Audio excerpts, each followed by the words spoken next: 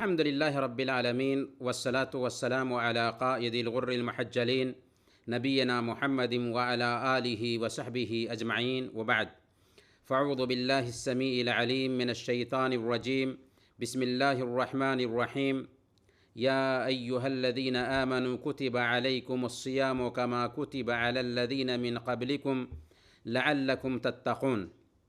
محترم بھائیوں اور دینی بہنوں، السلام علیکم ورحمۃ اللہ وبرکاتہ۔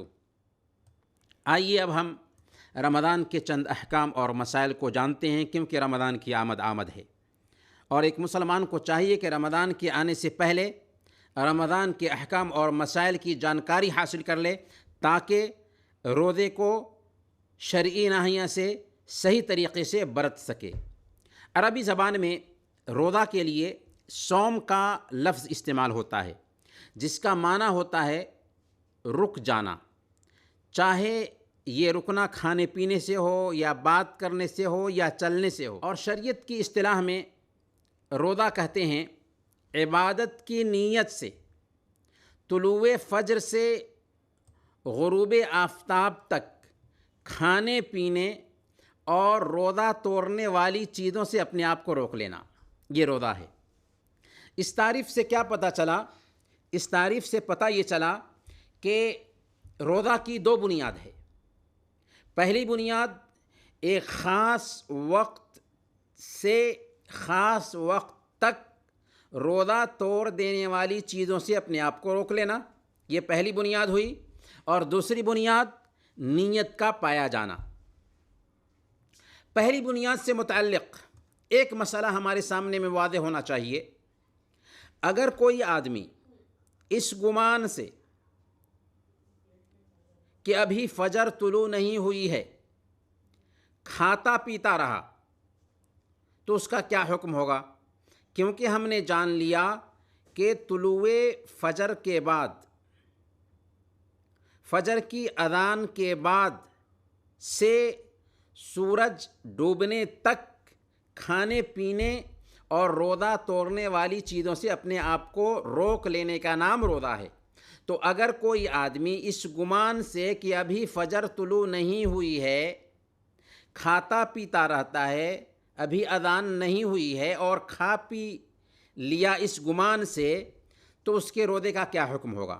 تو اس کا جواب یہ ہے کہ جس شخص نے روزہ توڑنے والا کوئی عمل اس گمان سے کیا کہ ابھی اذان نہیں ہوئی ہے حالانکہ اذان ہو گئی تھی، تو علماء کرام کے اس سلسلے میں دو اقوال ہیں۔ ایک قول یہ ہے کہ اس دن کا اس کا روزہ صحیح ہوگا، اور دوسرا قول یہ ہے کہ اس دن کا اس کا روزہ صحیح نہیں ہوگا۔ شیخ ابن عثیمین رحمۃ اللہ علیہ کہتے ہیں کہ روزہ صحیح ہوگا، اور شیخ ابن باز رحمۃ اللہ علیہ فرماتے ہیں کہ احتیاط اسی میں ہے کہ وہ اس دن کا روزہ تو مکمل کرے، روزہ توڑنا نہیں ہے، اس کو روزہ مکمل کرے، البتہ اس دن کے بدلے ایک اور روزہ کی قضا کر لے۔ اس سلسلے میں بہت غلطی ہوتی ہے، اس لیے اس کو ہمیشہ ذہن میں بیٹھائے رکھنا چاہیے۔ یہ تو پہلا رکن ہوا روزے کا، یا پہلی بنیاد ہوئی۔ دوسری بنیاد جو ہے کہ روزہ میں عبادت کی نیت ہو تبھی وہ روزہ کہلاتا ہے، کیونکہ اعمال کا دار و مدار نیت پر ہی ہوتا ہے۔ لہذا اگر کوئی آدمی بیماری سے شفا پانے کے لیے روزہ رکھتا ہے یا وزن کم کرنے کی نیت سے روزہ رکھتا ہے تو اس کو روزہ کا کوئی ثواب نہیں ملے گا، کیونکہ اس کی نیت نہیں تھی، اور جیسی نیت ویسا بدلہ۔ ایک آدمی کے لیے ضروری ہے کہ فرض روزے کی نیت طلوع فجر سے پہلے ہی کرے۔ اللہ کے نبی صلی اللہ علیہ وسلم نے ارشاد فرمایا، من لم یبیت الصیام قبل طلوع الفجر فلا صیام لہ، کہ جس نے طلوع فجر سے پہلے، فجر کی اذان سے پہلے روزے کی نیت نہیں کی، اس کا روزہ نہیں ہے۔ ہاں، نفلی روزے کی نیت طلوع فجر کے بعد ظہر سے پہلے تک کی جا سکتی ہے، بشرطے کہ طلوع فجر کے بعد کچھ کھایا پیا نہ ہو۔ اور یہاں پر یہ بات واضح ہونی چاہیے کہ نیت کا تعلق دل سے ہوتا ہے، کیونکہ نیت عربی زبان کا لفظ ہے جس کا مطلب ہوتا ہے ارادہ، اور ارادہ کہاں ہوتا ہے؟ ظاہر ہے کہ ارادہ دل میں ہوتا ہے۔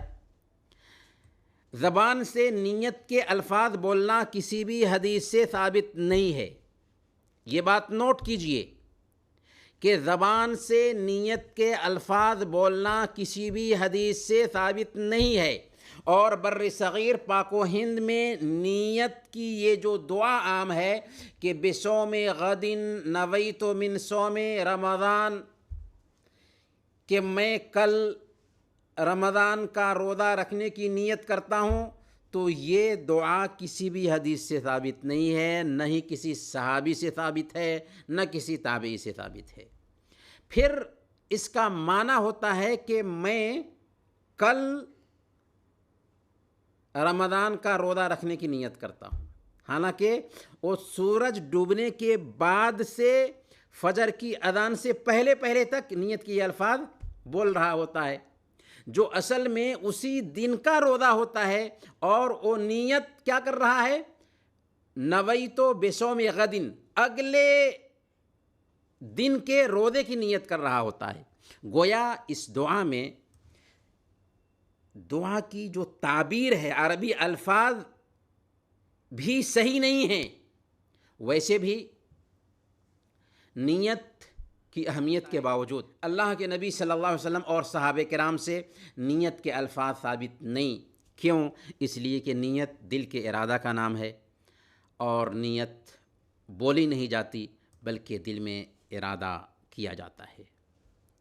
روزہ کے مسائل میں سب سے پہلا مسئلہ ہمیں یہ جاننا ہے کہ روزہ کب سے رکھا جائے۔ اگر رمضان کا چاند دیکھ لیں یا کوئی عادل مسلمان چاند دیکھنے کی گواہی دے تو اس کی بات پر اعتماد کرتے ہوئے روزہ رکھنے کا اعلان کر دیا جائے گا۔ ہاں، اگر آسمان میں بدلی چھائی ہوئی ہو تو ایسی صورت میں شعبان کے 30 دن پورے ہونے پر رمضان کے روزے رکھے جائیں گے۔ صحیح بخاری اور صحیح مسلم کی روایت ہے، اللہ کے نبی صلی اللہ علیہ وسلم نے ارشاد فرمایا، صوموا لرؤیتہ وافطروا لرؤیتہ فإن غم علیکم فأکملوا عدۃ شعبان 30، کہ چاند دیکھ کر روزہ رکھو اور چاند دیکھ کر افطار کرو۔ اگر بادل چھا جائے، آسمان میں بادل چھا جائے تو شعبان کے 30 دن مکمل کرو، کیونکہ 30 دن مکمل کرنے کے بعد ظاہر سی بات ہے کہ اگلا جو دن آئے گا وہ شعبان کے بعد رمضان کا ہی دن آئے گا۔ لیکن شک کی وجہ سے احتیاطی طور پر رمضان سے 1-2 دن پہلے ہی روزہ شروع کر دینا ہماری شریعت میں اس سے منع کیا گیا ہے۔ اسی لیے سنن ابی داؤد کی روایت ہے، حضرت عمار بن یاسر رضی اللہ تعالیٰ عنہ بیان فرماتے ہیں، من صام اليوم الذي يشك فيه فقد عصى ابا القاسم، جس آدمی نے شک کے دن میں روزہ رکھا اس نے ابو القاسم یعنی محمد صلی اللہ علیہ وسلم کی نافرمانی کی۔ دوسرا مسئلہ اس سلسلے میں یہ جاننا چاہیے کہ روزہ کن کن لوگوں پر واجب ہوتا ہے اور کون کون لوگ اس حکم سے مستثنیٰ ہیں۔ چنانچہ روزہ کی فرضیت کے لیے 6 شرطوں کا پایا جانا ضروری ہے: اسلام، عقل، بلوغت، اقامت، طاقت اور ممانعت سے خالی ہونا۔ اس کی وضاحت ہم کرتے ہیں۔ سب سے پہلی شرط یہ ہے کہ آدمی مسلمان ہو، لہذا غیر مسلم پر کلمہ توحید کا اقرار کرنے سے پہلے روزہ فرض نہیں ہے، اور نہ ہی اس کی طرف سے روزہ رکھنا درست ہوگا۔ ہاں، اگر غیر مسلم روزہ رکھتا ہے تو اسے منع نہ کیا جائے، کیونکہ بہت سارے غیر مسلم ہیں جو رمضان کا روزہ رکھتے ہیں لیکن دعوتی شعور ہمارے اندر نہیں پایا جاتا، جس کی وجہ سے ایسے انسان تک ہم اسلام کا پیغام نہیں پہنچا پاتے۔ یہ بہترین چانس تھا کہ ہم ایسے آدمی تک اسلام کا پیغام پہنچاتے، اسی راستے سے اس کو اسلام کی توفیق مل سکتی ہے۔ لہذا اس کے سامنے اسلام کا تعارف کرانا چاہیے، اسے اسلامی روزے کا فلسفہ بتانا چاہیے، اور اسے یقین دلانا چاہیے کہ آپ جب تک کلمہ شہادت کا اقرار نہ کریں گے تب تک کہ آپ سے یہ روزہ مقبول نہیں ٹھہرے گا، اور اسی راستے سے ہو سکتا ہے کہ وہ اسلام قبول بھی کر لے۔ دوسری شرط یہ ہے کہ روزہ رکھنے والا عاقل ہو، گویا پاگل، مجنون اور بد دماغ اس حکم سے مستثنیٰ ہے۔ ایسے لوگوں پر روزہ فرض نہیں ہے، کیونکہ بد دماغی کی وجہ سے اس کو مکلف نہیں کیا گیا۔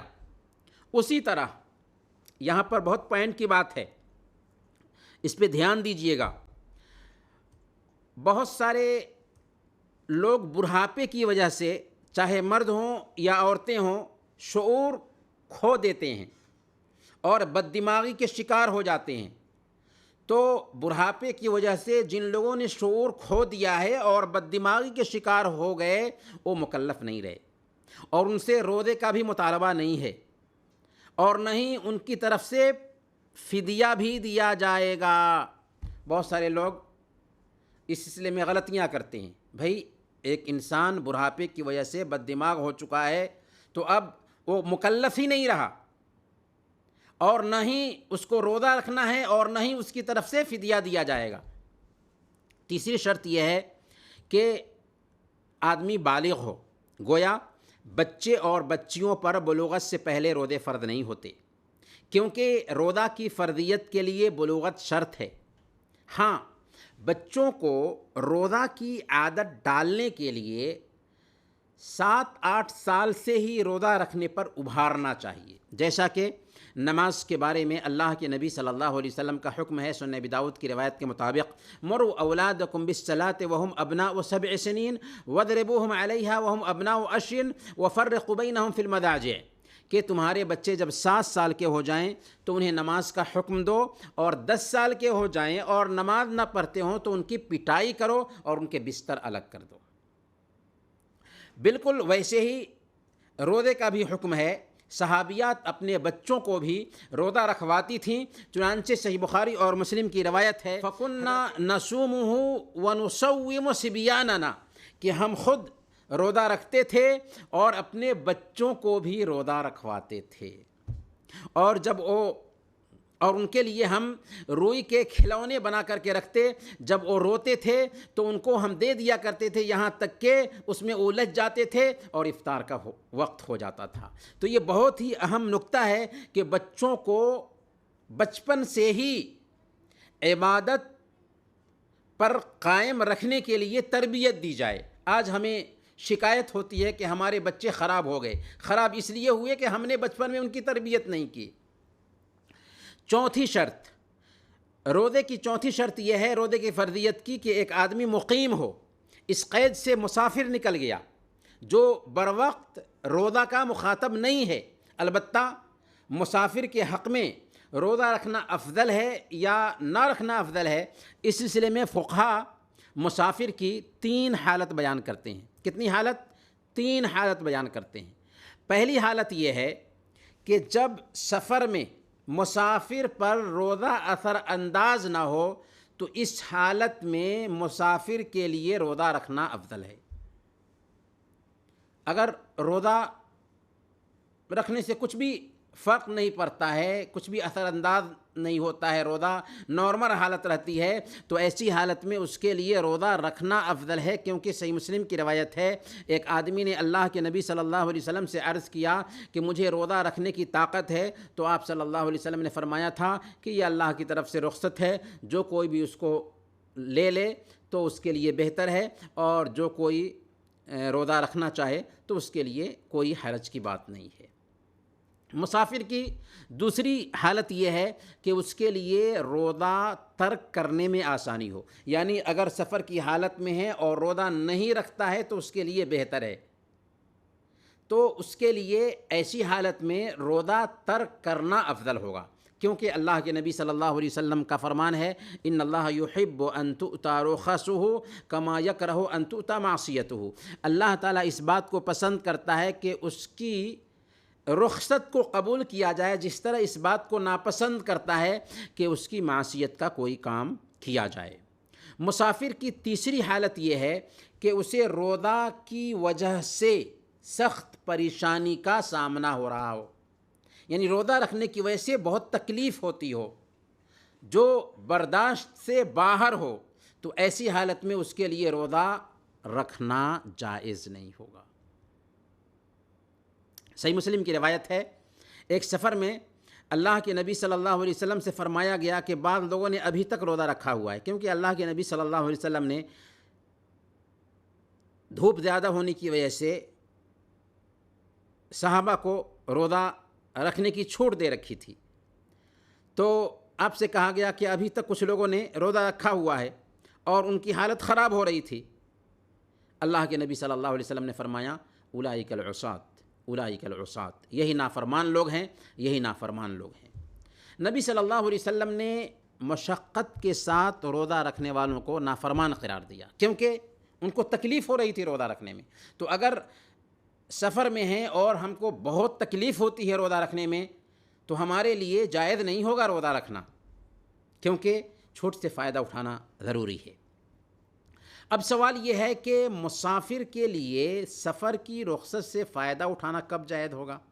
تو اس کا جواب یہ ہے کہ مسافر شہر سے نکلنے کے بعد ہی کھائے پیے، احتیاط اسی میں ہے۔ البتہ یہ رخصت اس وقت ہے جب کہ ایک آدمی جائز کام کے لیے سفر کر رہا ہو۔ اگر ناجائز کام کے لیے سفر کر رہا ہے تو اس کے لیے رخصت سے فائدہ اٹھانا جائز نہیں ہوگا۔ اسی طرح رمضان کے بعد اس کے لیے ضروری ہے کہ اس کے جو چھوٹے ہوئے روزے ہیں ان روزوں کی وہ قضا کر لے۔ پانچویں شرط روزے کی فرضیت کے لیے یہ ہے کہ طاقت ہو، گویا اگر کسی کے پاس طاقت نہیں ہے روزہ رکھنے کی تو اس سے روزہ کی مانگ نہیں ہے۔ اس سے قید سے بیمار نکل گیا، بیمار سے مراد ایسی بیماری ہے جس سے نقاہت ہو اور روزہ رکھنا مشکل ہو جائے۔ عام طور پر سردی اور کھانسی ہو جاتی ہے، جو نارمل سردی اور کھانسی ہوتی ہے، تو اس سے روزے کی چھوٹ نہیں مل سکتی، اور ایک آدمی یہ عذر نہیں کر سکتا کہ میں بیمار ہوں اس لیے روزہ نہیں رکھتا، یہ نارمل سردی کھانسی ہوتی رہتی ہے۔ اسی طرح ایسا بیمار جسے روزہ رکھنے میں کسی طرح کی پریشانی نہیں ہوتی، بیمار تو ہے، بیماری کی الگ الگ نوعیتیں ہوتی ہیں، بیمار تو ہے لیکن روزہ رکھنے کی وجہ سے اس کو کوئی پریشانی نہیں ہوتی، تو ایسے آدمی کے لیے بھی روزہ توڑنا جائز نہیں ہوگا، کیونکہ دنیا کا سارا کام کر رہا ہے، روزہ رکھنے کے لیے بیمار ہے نہیں۔ پھر بیمار کی دو شکل ہو سکتی ہے، اگر ایسا بیمار ہے جو شفایاب ہونے سے نا امید ہو چکا ہے، اس کو امید ہی نہیں ہے کہ اس کو شفا ملے گی، اسی طریقے سے ایسے عمر دراز مرد و خواتین جو لمبی عمر ہونے کی وجہ سے روزہ رکھنے کی طاقت نہ رکھتے ہوں، کیونکہ جب ایک آدمی کی عمر زیادہ ہو جاتی ہے تو ان کی عقل بچوں کے جیسے ہو جاتی ہے، اور پھر ان کے لیے روزہ رکھنا بہت مشکل ہوتا ہے، 2 گھنٹے 3 گھنٹے میں کھانا ان کے لیے ضروری ہوتا ہے۔ تو عمر دراز مرد و خواتین جو روزہ رکھنے کی طاقت نہ رکھتے ہوں اور ان کو روزہ رکھنے کی وجہ سے سخت پریشانی ہوتی ہو، ایسے لوگوں سے روزہ معاف ہے، لیکن ان پر ضروری ہے کہ اس کے بدلے روزانہ کسی غریب کو نصف سا کھانا فدیہ کے طور پر ادا کریں۔ یہاں پر پچھلی بات کو ہم دہرا دیتے ہیں، ہم نے کہا کہ اگر بڑھاپے کی وجہ سے بد دماغی کے شکار ہو گئے ہیں مرد و خواتین تو ان کو نہ روزہ رکھنا ہے اور نہ ہی فدیہ دینا ہے، لیکن بڑھاپے کی وجہ سے دماغ تو ہے لیکن روزہ رکھنے میں پریشانی ہوتی ہے، تو ایسے لوگ روزہ نہیں رکھیں گے لیکن فدیہ دیں گے۔ فدیہ کتنا ہے؟ نصف سا، اور نصف سا کی مقدار تقریباً 2.5 کلو بنتی ہے۔ اناج سے 2.5 کلو دے دیں یا پیٹ بھر ایک وقت کا کھانا کھلا دیں۔ پیٹ بھر ایک وقت کا کھانا کھلا دینا کافی ہوگا، 3 وقت لازم نہیں ہے۔ یہی فتویٰ شیخ ابن باز رحمۃ اللہ علیہ کا ہے۔ مریض کی دوسری شکل یہ ہے کہ ایسا مریض جسے شفا یابی کی امید ہو تو اس کے لیے روزہ کی چھوٹ ہے، البتہ اس کے لیے ضروری ہے کہ شفا یاب ہونے کے بعد اس نے جو روزے چھوڑے ہیں بیماری کے ایام میں ان روزوں کی قضا کرے۔ اللہ تعالیٰ نے فرمایا وَمَنْ كَانَ مَرِيضًا أَوْ عَلَى سَفَرٍ فَعِدَّةٌ مِّنْ أَيَّامٍ أُخَرَ، کہ جو بیمار ہو یا سفر پر ہو تو اسے دوسرے دنوں میں ان روزوں کی گنتی مکمل کرنی ہے۔ چھٹی اور آخری شرط روزہ کی فرضیت کے لیے ممانعت سے خالی ہونا ہے۔ اس قید سے وہ خواتین نکل جاتی ہیں جو حیض اور نفاس کی حالت میں ہوں، کیونکہ حیض اور نفاس کی حالت میں عورت کے لیے روزہ رکھنا جائز نہیں ہے۔ اگر عورت کو مہینے کا خون سورج ڈوبنے سے کچھ دیر پہلے بھی آ گیا، چند سیکنڈ پہلے آ گیا، چند منٹ پہلے آ گیا، تو اس کا روزہ باطل ہو جائے گا۔ ہاں، اگر طلوع فجر سے یعنی فجر کی اذان کو معیار بنا لیجئے، اس سے کچھ دیر پہلے ایک عورت پاک ہوتی ہے اور ابھی غسل نہیں کر سکی تھی، تو اس دن کا اس عورت کے لیے، اس بہن کے لیے روزہ رکھنا ضروری ہوگا۔ وہ بعد میں غسل کرے گی اور دن کا روزہ رکھے گی، اگرچہ غسل طلوع فجر کے بعد ہی کیوں نہ ہو، فجر کی اذان کے بعد ہی کیوں نہ ہو، البتہ چھوٹے ہوئے روزوں کی قضا بہرحال دینی ہے، یہ معاف نہیں ہے۔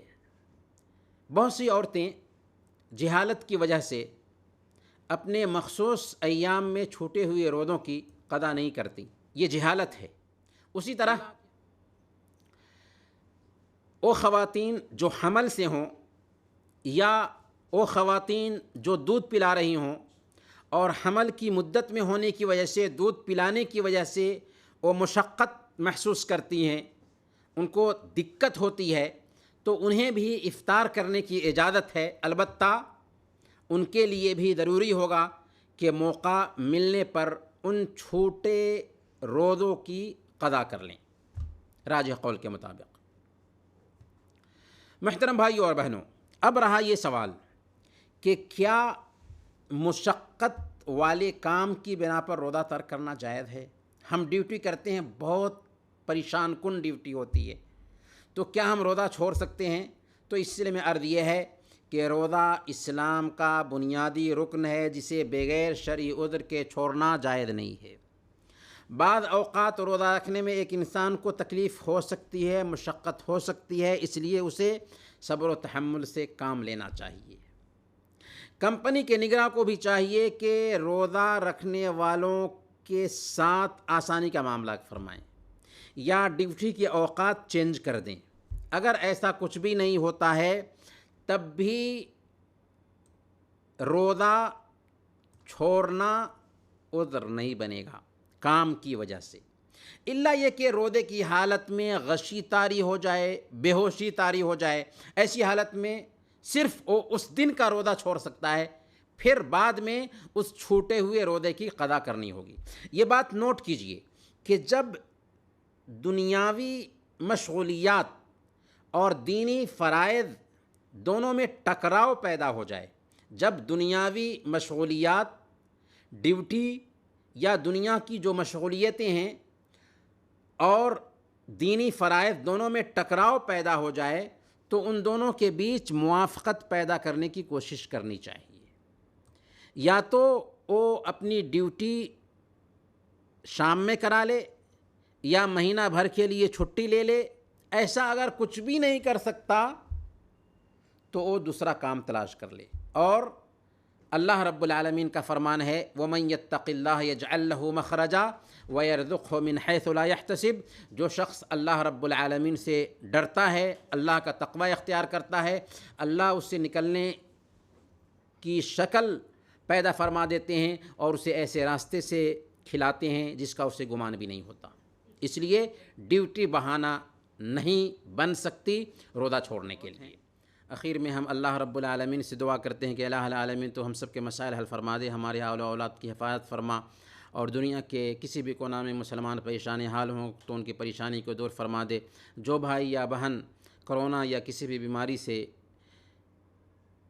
پریشان ہیں، الہ العالمین انہیں شفاء عاجلہ کاملہ نصیب فرما، اور ہم سب کو اس دنیا میں رکھنا تو ایمان پر زندہ رکھنا، اور وفات دینا تو ایمان پر وفات دینا. وصلی اللہ علی نبینا محمد وعلی آلہ وصحبہ اجمعین.